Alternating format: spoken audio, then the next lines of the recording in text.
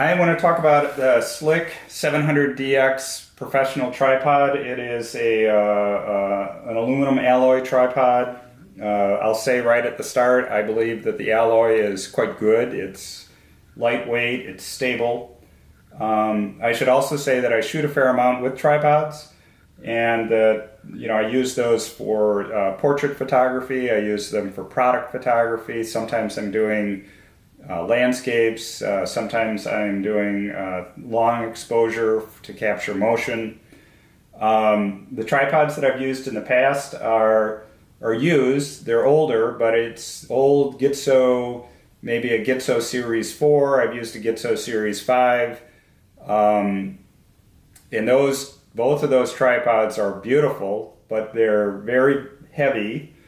They are a little bit, in my opinion, cumbersome to get set up. So I wanted something that was a little bit lighter yet stable, and I wanted something that was faster to get the legs set up. And when I purchased this, as I was looking at it, I know everyone liked it, but I felt that some of the people reviewing it maybe were coming from a less expensive tripod. And of course they're going to be happy with that because this is really, really nice at its price point. But I was coming from some really nice yet inexpensive used tripods, and I'm very happy that I bought this. I did have a couple of questions though. Some people had said that this collar was plastic, and it's not. It's machined metal. It's got a nice handle. It's easy, very easy to tighten it. So I like that. I had wondered about this knob here. To me, it doesn't look that substantial, and I wondered what its purpose was. And actually, its purpose is quite nice. When you raise this center column and you tighten the collar here, you have a good solid fit.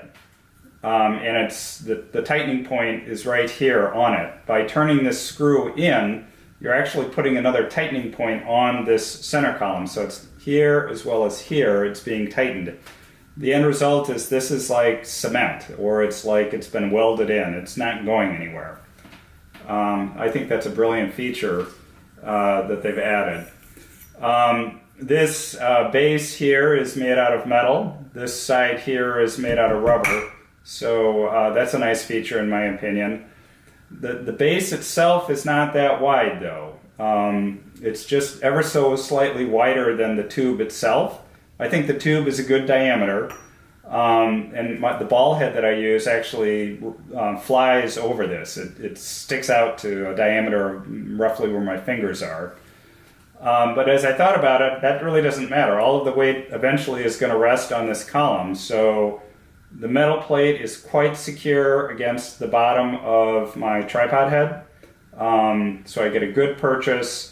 And again, all of the weight is naturally just going to go down on the columns, so I am not concerned about that. I did shorten this. That's a feature you'll read about. It's roughly twice the length. You can take it out and shorten it. I've chosen to do that. This is the way that you're going to be adjusting the angle of the leg. This piece, like almost everything that you see on this, is made out of the alloy. That is smooth, works nicely. But the real reason that I bought this tripod was for these leg locks. And in my opinion, it's just faster to work with the leg locks or the leg levers than, let's say, on the Gitzos, you had a little column that you twisted. There is a groove here. The groove works really well. What that allows you to do is it allows you to, in any order, adjust the legs. So this doesn't need to be tight in order to adjust this. All of the columns or the extensions on the legs are of a good diameter. And as I said at the start, I do a lot of portrait work and product photography work. So for me, a tripod is an extra set of hands. I want it to be stable. I don't worry about it tipping over if it gets bumped or I back into it. Sometimes I work in a tight space. And it is, some would say, heavy. To me, coming from the tripods that I was using, it's actually rather light, but it is solid. It's a tremendous value.